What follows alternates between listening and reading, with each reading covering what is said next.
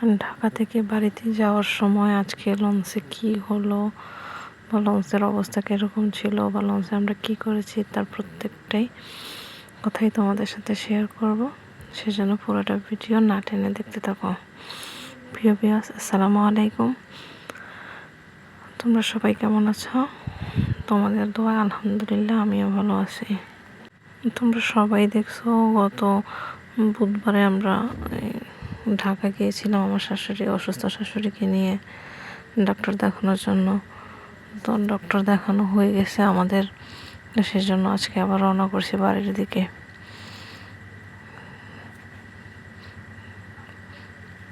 আজকে লঞ্চের অবস্থাটা কি সেটা তোমাদেরকে দেখাই, চলো। এই তো ভিতরে দেখতেছো লঞ্চে কেউ বসে আছে, কেউ দাঁড়ায় আছে, কেউ বা হাঁটাহাঁটি করে, এইরকমই আর কি। দাঁড়াও তোমাদের চারদিকটা দেখাই কি অবস্থা লঞ্চের মানুষের গুলার। বিশেষ করে এখানে মানে বাচ্চাদের এনজয়টা খুব ভালো হয়। আর এটা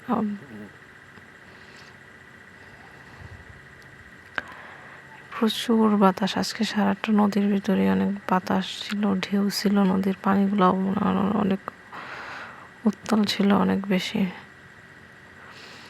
তোমরা দেখতেই পারতেছো মানুষ মানে দাঁড়ালে ওনার কাপড় বা যে কোনো কিছুই ঠিক থাকে না প্রচুর বাতাসের কারণে। তো লঞ্চ থেকে নেমে এখন বাড়ির উদ্দেশ্যেই সিএনজিতে উঠে গেলাম। তো আমাদের বাড়ির রাস্তাটা অবশ্য ভালোই। অন্যান্য গ্রামে অনেকবারই তো গেছি, কিন্তু এরকম রাস্তা কোথাও দেখি নাই। রাস্তাটা পুরোটাই ভালো, কিন্তু দেখলাম আবহাওয়াটা ভালোই ছিল। কখন আবার যেন আবহাওয়াটা রং ধনুর মতো চেঞ্জ হয়ে গেল, বুঝলাম না। হঠাৎ করে এত রোদ্রের মধ্যে এত বৃষ্টি যে কোথা থেকে আসলো জানি না। তোমরা দেখতেই পারতেছো এখানে কিন্তু প্রচুর বৃষ্টি, কিন্তু আমি কিন্তু লঞ্চ থেকে নামার সময় এতটা বৃষ্টি দেখি নেই।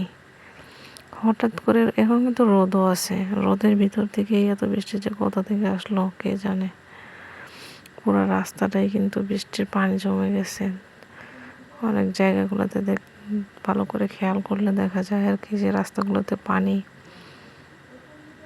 তারপর আমার পুরো বোরখাটাও ভিজে গেছে, ভিতরেও পানি ঢুকে গেছে। আর গ্রামের রাস্তাগুলোতে চলাফেরা করে মজার একটা বিষয় কি জানো? যেমন আমি গত 2 দিন আগে যখন আমার শাশুড়িকে নিয়ে ডাক্তারের কাছে গেছি, তখন আমি মানে যে জায়গায় আমার 10 মিনিটের রাস্তা, সেই জায়গায় মনে হয় আমার কমপক্ষে 1 ঘন্টার মতো সময় লেগে গেছে, শুধুমাত্র জ্যামজটের কারণে।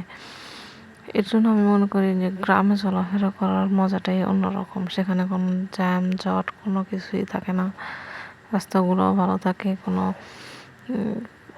বায়ু দূষণও থাকে না, এরকম আর কি। প্রাকৃতিক একটা হাওয়া পাওয়া যায় প্রতিদিন, সেটা কিন্তু শহর অঞ্চলে অবশ্য পাওয়া যায় না। এখানে পুরো রাস্তাটাই ফাঁকা, এখানে চলাফেরা করে অনেক মজা লাগে।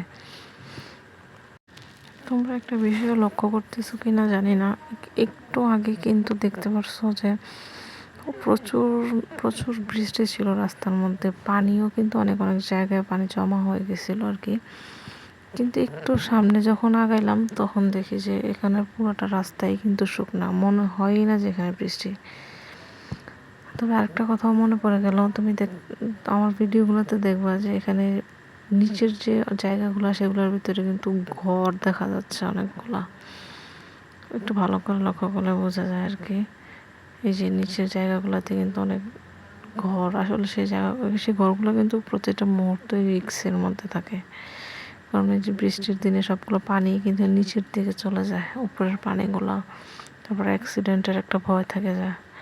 দেখতে সুন্দর হলেও সেই জায়গাগুলো কিন্তু অনেক, এই যে দেখতে পারতেছো প্রত্যেকটা ঘর দেখা যাচ্ছে। তবে সেটা ক্যামেরাতে যতটা বোঝা না যায়, সেটা কিন্তু বাস্তবে কিন্তু বোঝা যায় যে ঘরগুলো কিন্তু প্রচুর নিচে।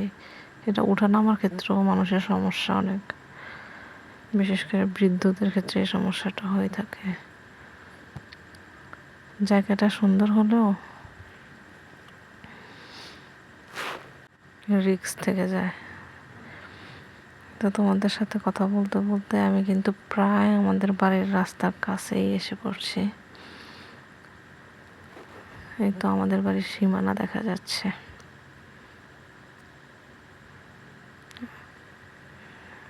এই তো চলে এলাম আমাদের বাড়িতে। এটাই হচ্ছে আমাদের বাড়ি। তোমাদের সাথে কথা বলতে বলতে আমি বাড়িতে পৌঁছে গেলাম। তো আমার ভিডিওটা তোমাদের কাছে কেমন লাগলো তা কমেন্টে জানাবা। ভালো থেকো আর আমার চ্যানেলটাকে লাইক সাবস্ক্রাইব করে আমার পাশেই থেকো। আগামী নেক্সট ভিডিওতে তোমাদের সাথে কথা হবে।